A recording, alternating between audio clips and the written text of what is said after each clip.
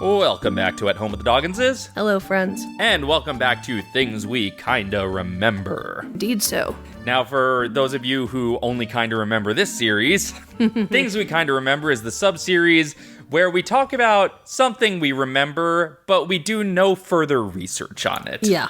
We don't actually look into any of these things to see if we're remembering them correctly. We just describe things as we kind of remember them. Though occasionally we then find out that what we remembered was actually more correct than we were expecting it to. Yes, as was the case when you kind of remembered Don't Eat the Pictures. Yeah. And then we later rewatched that for Channel KRT. If you haven't heard us on Channel KRT, go back and listen to that one, because that was fun to do. Plug, plug, plug. So today, what I'm kind of remembering, and what I've been kind of remembering a lot lately due to my new day job. I wonder why. An abundance of peanut specials. Now, I'm not talking about, like, the big three holiday ones. You know, I'm not talking Charlie Brown Christmas, Charlie Brown Thanksgiving, or It's the Great Pumpkin Charlie Brown, because those are ones that, like, people actually rewatch every year. Mm-hmm. I don't rewatch them every single year, but, like, I've seen them enough, and I've seen them recently enough that, like, that doesn't count as only kind of remembering. Yeah. But there were quite a few peanut specials. As you have mentioned time and time again. And I watched a lot of them as a kid. I've only really watched the ones from Charles Schulz's lifetime. I know there have been a few since then, but aside from the Peanuts movie and, like, watching the first episode of the Snoopy show on Apple TV, I haven't really watched post-Schultz Peanut stuff. And it's not out of, like, purism. It's just it hasn't been on my radar so much. Probably when I was a kid, it was out of purism. It was out of me being a purist. But in recent times, I just haven't gotten to it. But I'm not opposed to the fact that they're still making Peanut stuff, because, again, the Peanuts movie was fantastic. So I'm okay with all these other specials. I just haven't really watched them. Mm-hmm. But we're mostly talking about ones from Schultz's life. And some of them are classics. Some of them are pretty bad. At least as I kind of remember them. I remember nothing, so, this is going to be really an on you episode tonight, baby. Well, Peanuts was not the same hyperfixation for you as a kid as it was for me. It's true. Peanuts was a big hyperfixation for me when I was an aspiring cartoonist. Charles Schulz was, like, even more than, like, Walt Disney and comparable to Jim Henson, Charles Schulz was a personal hero of mine. Mm-hmm. So I, like, devoured everything Peanuts. I mean, I do appreciate anybody who is so dedicated to getting with one chick that he builds an ice skating rink for her, so. That's not exactly how that happened, but it's a fun way of framing it. Yeah. But anytime we went to the library or Blockbuster, it's like Blockbuster was always an Abbott and Costello movie and a Peanuts special. That's what I was checking out. And, like, the VHS releases of the Peanuts specials, aside from, again, like, the big holiday ones, which, they knew could actually sell on their own, they did a lot of double feature VHSs of two, like, semi-connected or semi-related Peanuts specials. Not necessarily directly related, but, like, thematically similar enough to make sense together. So, like, it's Christmas time and it's Arbor Day, Charlie Brown? Not exactly, but that sort of thing. But then Blockbuster, on top of that, did this thing called Kidmungus, where basically they rented out extended length VHSs that had, like, 2 videos worth of content on them. Sure, okay. But since the Peanut specials were already double features, you were getting, like, 4 Peanut specials on one VHS from Blockbuster. Wild. Or 4 episodes of the Charlie Brown and Snoopy show, which was, the regular Peanut show, where I believe every single segment on the Charlie Brown and Snoopy show was just an animated adaptation of an arc from the comics. Of course. The specials had some more original stories, but they often drew specific jokes from the comics.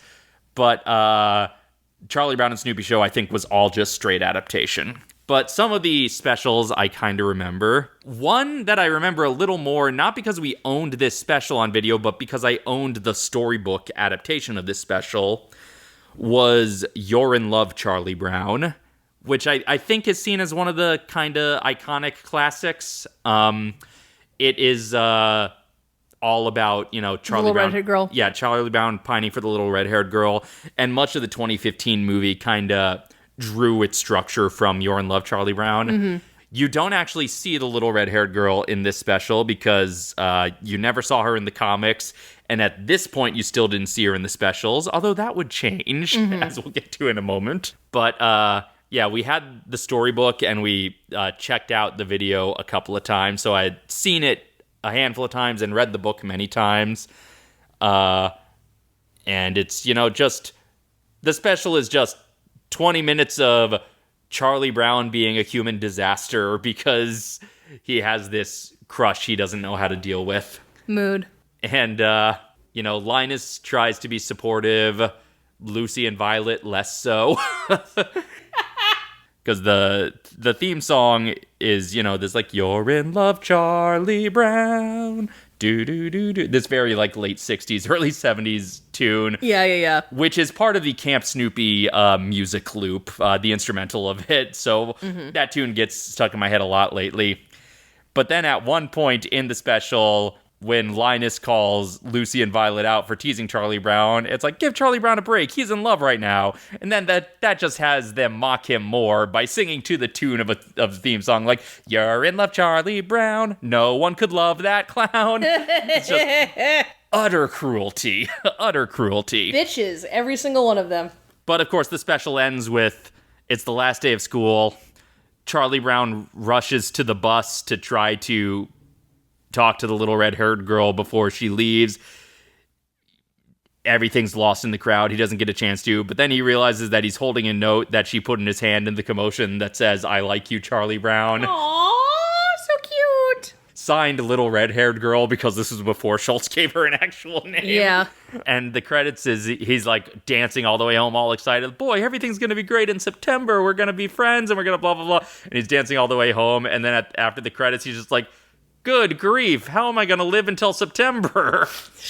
But that one in the VHS double feature was paired with a much later special called It's Your First Kiss, Charlie Brown. Ooh. In which the little red-haired girl is the homecoming queen, and it is somehow, for some reason, Charlie Brown's duty to kiss her at this event. Sounds about right. This is the first time the little red-haired girl was animated, and she was given the name Heather. Okay. Yeah, in the specials, Schultz sometimes broke the rules established in the comics, because there are a couple of specials where you actually see adults. Not very many. Uh-huh. And in a couple of specials, you actually hear adults talk.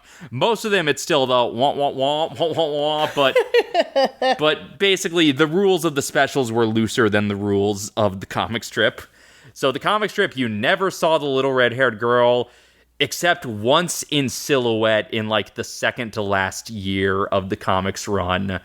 The little red-haired girl is seen in silhouette dancing with Snoopy. Oh, that's so sweet. But yeah, in this special, she is straight up seen.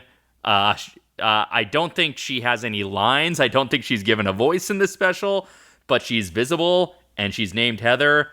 And the first half of this special is... they're all playing in a football game, and Peppermint Patty's the coach, and she's like laying out the play, like with the chart with the zeros and the X's and everything. She's laying out like what the play on the field will be. She's like, "All right, any questions?" And Franklin raises his hand. Are we the zeros or the X's? Patty's like, what do you mean? Are we the zeros or the X's? And he's like, are we the zeros or the X's? And Patty's like, all right, that's a good question. I'm glad you're all thinking. Now let's get out there. And then they're playing in this football game, and Lucy keeps instinctively pulling the football away before Charlie Brown can kick it. So, the football game is a general disaster. Of course. Then there's the homecoming event, and Charlie Brown kisses the little red-haired girl on the cheek, and then goes into this immediately goes into this dream sequence where he's just floating around, and then wakes up the next morning just not even sure what happened. Mm-hmm. With no memory of what happened, and Linus is just telling him, yeah, man, you were dancing with everybody last night. You were the life of the party. And he just has no memory of it. Heather, the little red-haired girl, would also later appear in Happy New Year, Charlie Brown. Oh, okay. Which is one of the sadder ending ones because Charlie Brown invites her to the New Year's Eve party, but he misses it because he falls asleep reading War and Peace for homework. Oh, I'm guessing that also gets taken from the movie too, right? Yes, that was also that thread was also brought into the movie. The movie did a good job at like blending some of the more specific threads from the specials, some of which themselves were story arcs from the comics, and then Charlie Brown doesn't even do well on his essay, and it's just sad all around. Some of these specials had happy endings, and some of them very much did not. I'm not going to get into the existing Peanuts feature films because I've either seen them recently or haven't seen them at all. But I think eventually I'm going to do a D-list of ranking the Peanuts features. Okay. Because, before the 2015 movie, there was A Boy Named Charlie Brown, which is one of those ones that ends sadly. But then there's like Snoopy Come Home, which will come up in a moment because it shares a backstory with one of these other specials. Okay. But there's also Bon Voyage Charlie Brown, which is the one where they go to Europe. I think there are a couple others, but I can't remember what all the other feature-length ones. I think Race for Your Life Charlie Brown is a feature. Okay. But right now I'm talking mostly about just the half-hour television specials. And one of the ones... so the one that ties in with Snoopy Come Home is Snoopy's Reunion, which is the first time, I believe, that all of Snoopy's siblings have been seen. And at least two of Snoopy's siblings, I think, have still only been seen in animation. They never showed up in the comics. Okay. But this is one where basically Snoopy's Reunion is the story of when Charlie Brown got Snoopy. Okay. And the GIF goes around Twitter a lot. Like anytime every once in a while, someone is like, if you need some cheering up, here's Charlie Brown meeting Snoopy for the first time. Oh, yeah. And it's just the animation of them first meeting. Now, I liked this special as a kid, but I had to note that it clearly did not follow the comic strip continuity. Of course, naturally. Because it starts with Charlie Brown not having Snoopy, but Sally's already around. And in the comics, Snoopy was there long before Sally was born. So what's going on, Sparky? How dare you? Before Charlie Brown adopts Snoopy, another little girl adopts Snoopy, but then she has to return Snoopy because her building doesn't allow dogs anymore. Oh. But then Charlie Brown finds him. But I believe the movie Snoopy Come Home involves Snoopy going back to that first owner. Yeah. So I do not remember if that was ever brought up in the comics, Snoopy having a previous owner. I don't remember if that is a thing at all in the comic strip continuity, but it is in at least two animated iterations. So Charlie Brown has Snoopy, and he takes him home, and Charlie Brown builds a doghouse for Snoopy, and Charlie Brown's like, here, you can sleep inside here. And then Snoopy climbs on top and sleeps on top. And it's both an origin story moment and just a gag. Yeah. I believe what ends up happening is Snoopy misses his family. So Charlie Brown organizes a reunion for Snoopy and his siblings, and they're all going to go back to the Daisy Hill Puppy Farm. But when they get there, the Daisy Hill Puppy Farm has been bulldozed, and there's like a high rise on top of it. And it's like this heartbreaking thing of like, oh, the home they once knew isn't there anymore. And but they, persevere anyway. And that is another thing that is definitely not canon in the comics, because Snoopy will occasionally go back to visit the Daisy Hill Puppy Farm or write letters to them or whatever. Naturally, yes. The Daisy Hill Puppy Farm is still going strong in the comics continuity. Yeah. So this is clearly an alternate part of the multiverse here. The true multiverse of madness is this special. The multiverse of good grief. So that's Snoopy's reunion. I don't remember what that one was paired with in the double features, but it might have been It's Flash Beagle, Charlie Brown. That's a good one. Now, It's Flash Beagle, Charlie Brown, as far as my memory goes, it is largely plotless. It is basically just, hey, Flashdance is popular. Let's do a thing where Snoopy's dancing a lot, and there's, like, disco scenes and stuff. And Snoopy dances the theme song like, you know he's Flash, Flash, Flash, Flash, Flash Beagle. When he gets up high, he flies like a wild eagle. So, yeah, it's a lot of scenes happening. Like, Snoopy goes to a disco and dances, and I think Franklin's there, but then also another black kid who looks exactly like Franklin, because Charles Schultz could only design so many faces. Yeah. And then Sally brings Snoopy in for show and tell, and he starts dancing at show and tell. But something I had completely forgotten about until Garrett Snook, Il Neige, reminded me recently. Oh, yeah? Because he recently had to watch this special for work-related reasons. Okay. And he reminded me that I completely forgot there was another unrelated sequence that was a dance number with the kids called the Pigpen Hoedown. Sure, okay. And upon him saying that, it all came back to me, wait a fucking minute.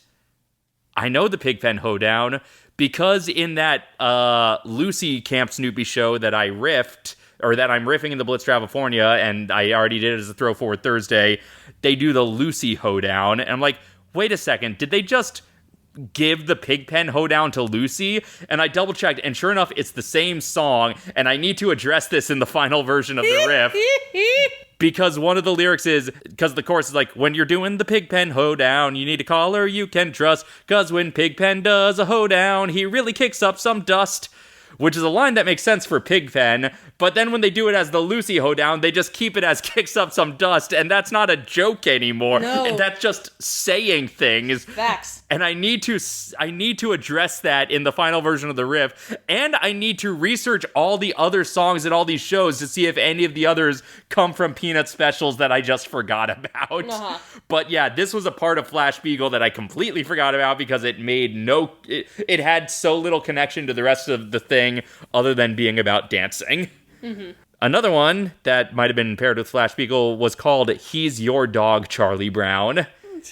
And it's basically everyone in the neighborhood is being annoyed by Snoopy because like Snoopy's just causing trouble. So Charlie Brown sends him to obedience school, I think at the Daisy Hill Puppy Farm. So in this part of the animated continuity, that's still up and running. Yeah. Maybe it just moved when it got bulldozed. Maybe they bought a nicer plot of farmland and sold off the old one to the developers. There we go. So Snoopy has to go to obedience school, and he's like he's supposed to stay the night at Peppermint Patty's on the way.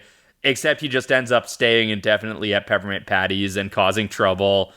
And I don't remember what else happens in that one. Mm-hmm. I just remember Charlie Brown realizes something's wrong when he gets a call. Like, hello, Snoopy? No, he's not here. He's at the Daisy Hill Puppy Farm. Wait, you're the Daisy Hill Puppy Farm?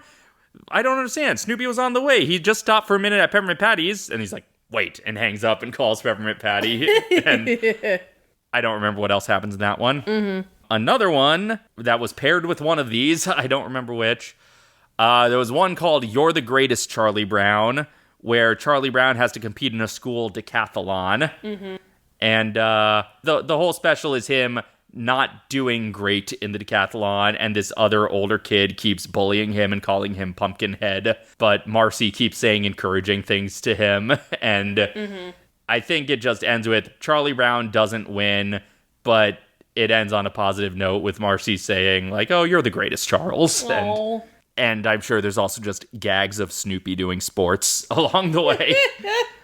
Naturally.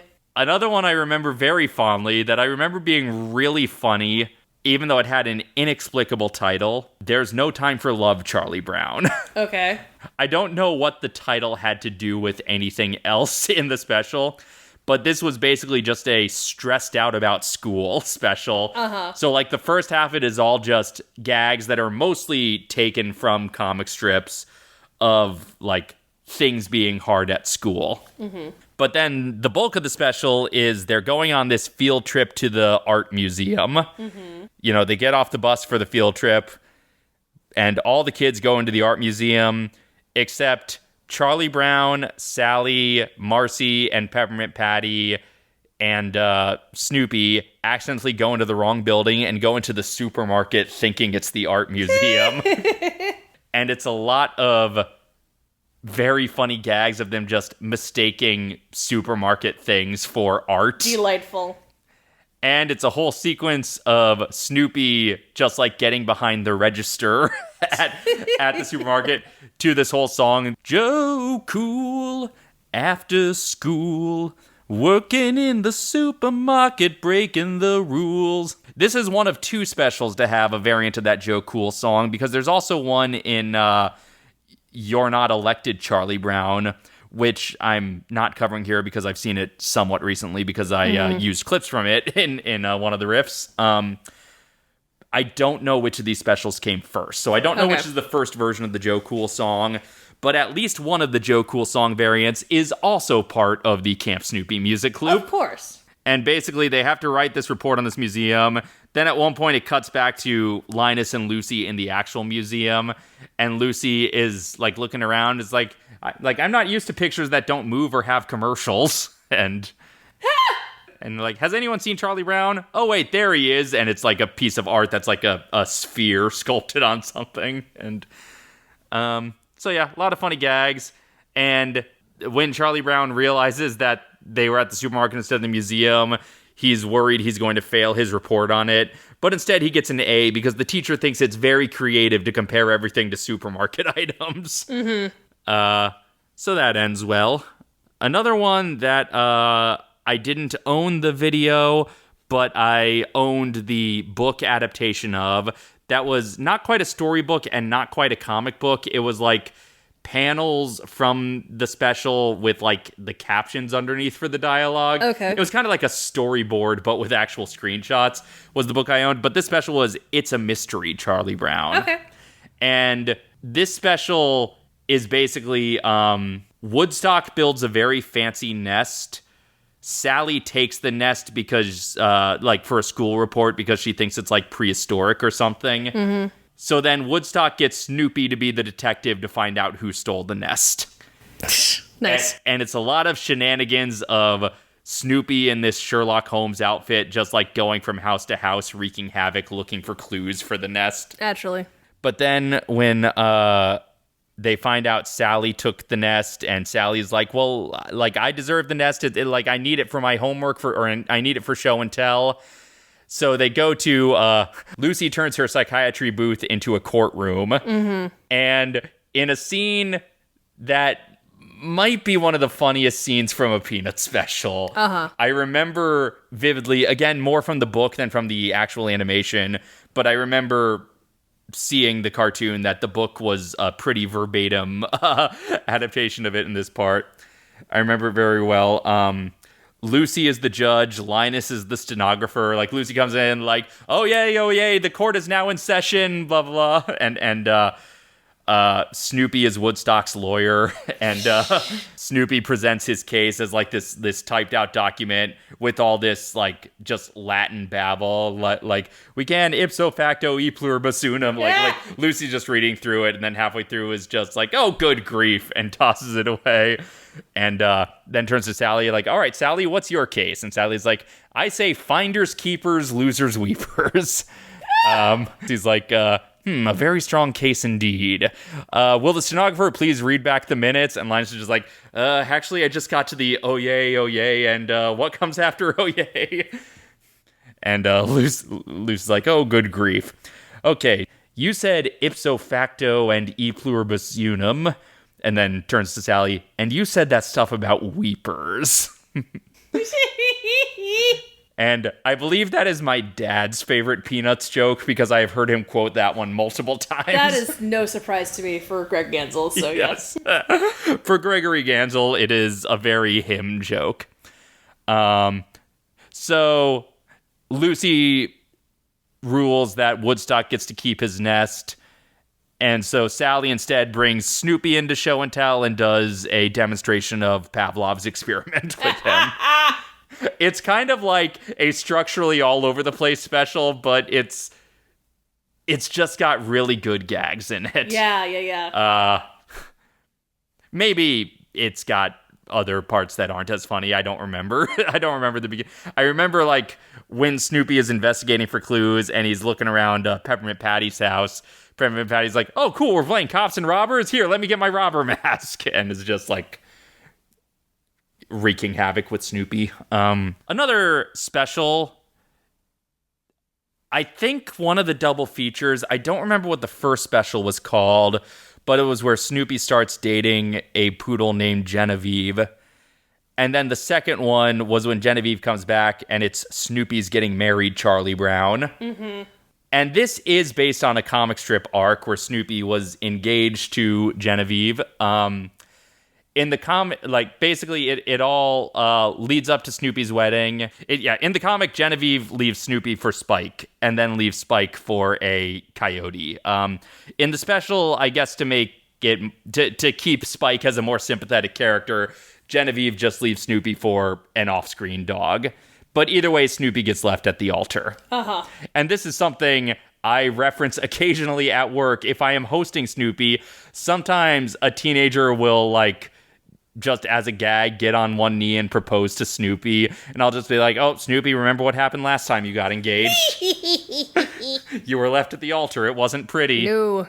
At the start of the wedding, Sally sings this song, which I didn't realize until they mentioned it on Podcast The Ride in the Camp Snoopy episode, is Sally's singing voice is a young Fergie. That is wild. That is wild. So there's that. I think Genevieve was in 2 specials, but maybe it was just the one, but I remember it being a double feature, but I don't remember what the first special was called. But then we're getting into the specials from the 90s. The last couple of specials that Schultz wrote, and they're not some of the better ones. Okay. So in the early 90s, there was It's Christmas Time Again, Charlie Brown. Mm-hmm. And this is not remembered fondly, although I don't think it's bad as other people say it is. Mm-hmm. I think it's only remembered poorly because everyone compares it to the original Charlie Brown Christmas, which is seen as like the masterpiece of Christmas specials. It's just the bar is so high you can't do anything but fall at this point. Exactly. And It's Christmas Time Again, Charlie Brown is basically just a Christmas-themed episode of the Charlie Brown and Snoopy show. Mm-hmm. Like, it's just a bunch of scenes that are based on Christmas-themed comic strips. Mm-hmm. And I think as that, it's fine. Mm-hmm. Like I don't think there's anything wrong with it as that. But, like, I remember when it premiered, I was a little kid, so, like, I didn't know good from bad. But it premiered as a double feature with A Charlie Brown Christmas the year it first came out. Mm-hmm. And I think just coming off of A Charlie Brown Christmas and then just seeing a bunch of gags, like, I think did not resonate well with people. But it's, like, gags of, Linus and Sally sledding in the cardboard box, and gags of, Snoopy being a charity, bell-ringing Santa. Mm-hmm. And then this whole thing based on this arc where Sally is in the Christmas play, and she's like, "I play the angel. All I have to do is say, 'Hark,' and then Harold Angel sings." And these other gags of, like, Peppermint Patty and Marcy going to see Handel's Messiah and writing a report on it. Mm-hmm. And it's just a collection of gags, and it's fine as a collection of gags that are based on... It's fine as just an animated version of some comics that Charles Schultz wrote about Christmas. But again, you contrast it from the classic Charlie Brown Christmas, which is actually like a story that's about something. And is a classic that has stood the test of time. And it's like, I get why it's not beloved, but I think it's fine. Yeah. The last 2 Peanut specials of Charles Schultz's life, to my knowledge, are both kind of underwhelming. Honestly, the last one is the most underwhelming. But the second to last one, to my memory, is called It Was My Best Birthday Ever, Charlie Brown. Mm-hmm. And it's basically Linus gets a crush on this girl and invites her to his birthday party. And that's basically the plot. But Linus is like rollerblading in this one. And the opening of the special is what feels like 10 minutes of just Linus rollerblading around. Nice. And it's like, I remember vividly the music of the rollerblading montage, like this.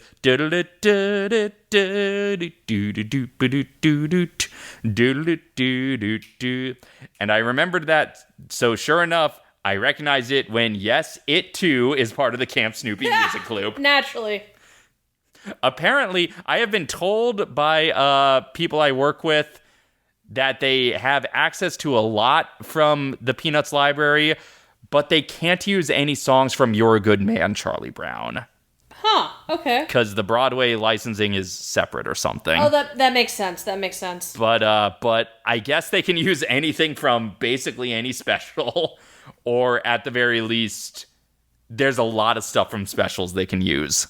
I also vividly remember that the first credit in the end credits is skating choreography by Jill Schultz, who is Charles Schultz's daughter. Uh-huh. And that makes sense because famously, the first ever collaboration between Charles Schultz and Knott's Berry Farm was the original Snoopy ice skating show. And when they asked Charles Schultz if they could do the Snoopy Ice show, basically he said, "You can do it if my daughter can be one of the skaters." Mm-hmm. Okay. There are mixed reports as to whether he said, "You can do it if my daughter can play Snoopy," or if it was just, if my daughter can be a skater in the show. Uh-huh. And I think Jill Schultz, I think she was on the official Knott's podcast recently, or somebody in the Schultz family was on the official Knott's podcast in their episode about Peanut Celebration this year. And I think they confirmed that Jill Schultz did not play Snoopy, but she was in the show. Okay. So Jill Schultz was a skater, and she ice skated at Knott's Berry Farm, and she choreographed Linus's rollerblading in what feels like an eternal sequence at the beginning of It Was My Best Birthday Ever, Charlie Brown. Okay. A sequence that ends with, like, after that music is done, then it goes to the traditional Linus and Lucy music, and it cuts to Pigpen on the sidewalk eating an ice cream cone, and Linus rushes by him on the skates, and that gets Pigpen's dust onto the ice cream cone, and Pigpen is like, "Ooh, sprinkles."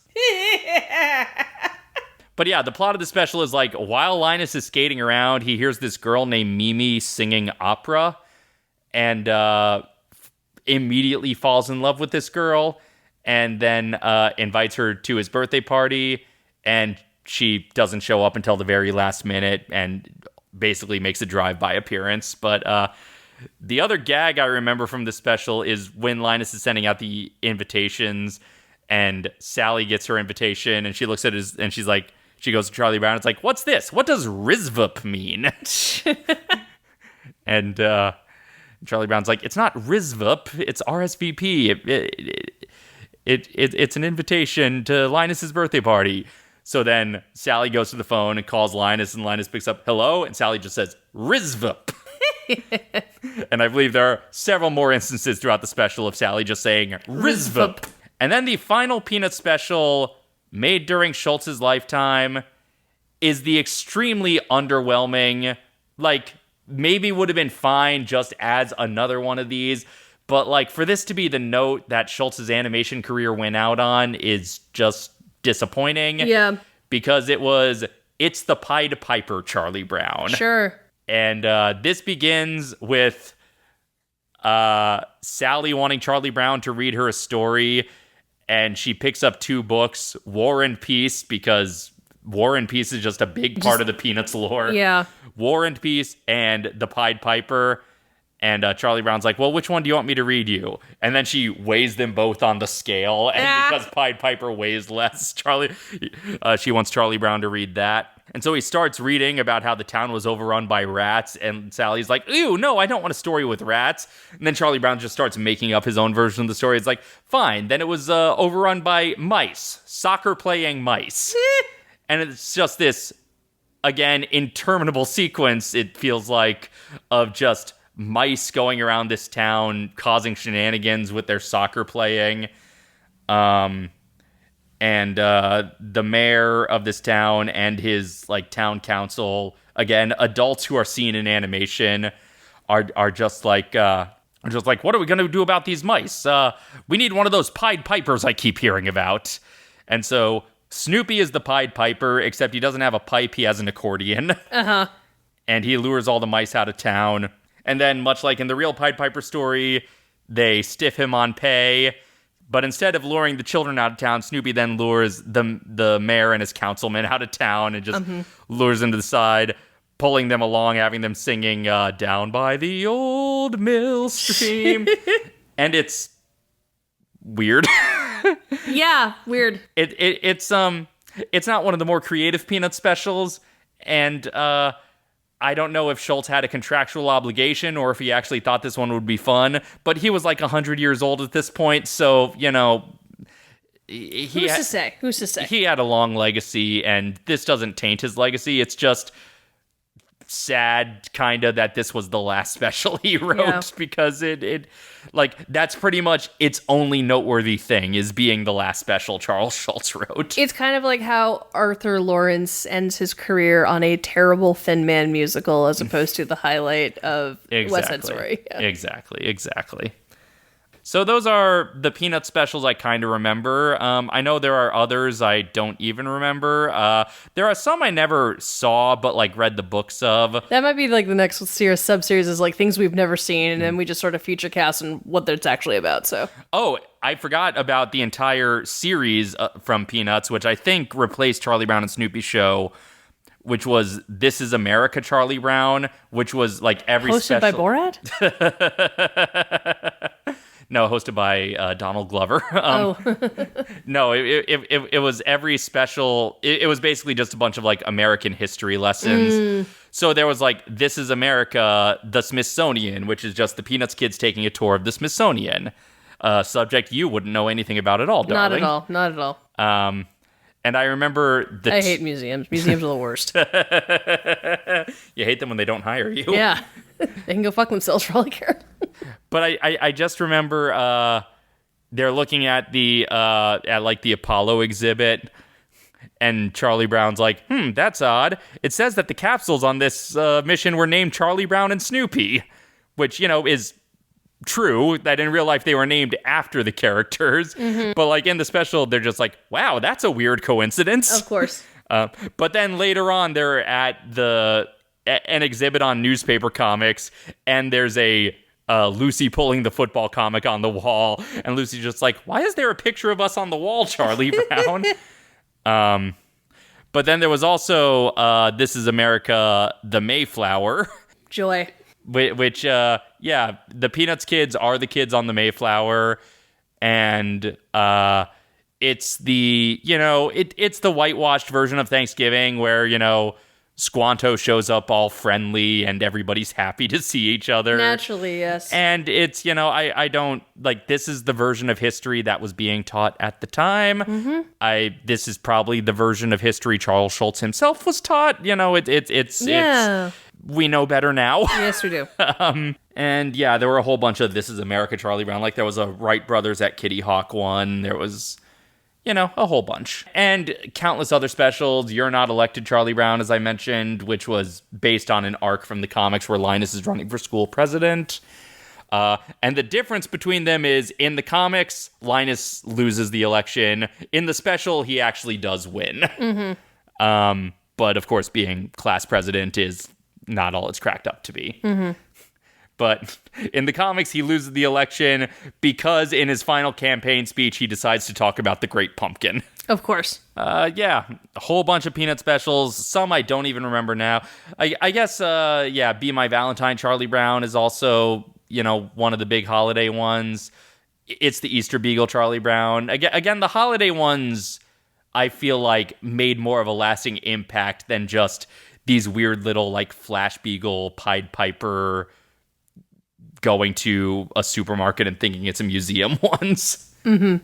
But, Peanuts had a 50-year legacy, and There were some ups. There were some downs. And there were some rounds and rounds. It's true. The round-headed kid. But those are the Peanut specials I kind of remember. Again, if I'm remembering details wrong, do not tell me about it if you look it up. But if you also kind of remember these specials, please share your memories of them. Or any other Peanut specials you kind of remember. Mm-hmm. Please share in the comments. Discuss Charlie Brown and the gang. Because, they're my coworkers now. Yeah. They're your friends. If you have a message for them, I will pass it along. And until next time, this has been At Home with the Dogganses. Later days, y'all. Later days.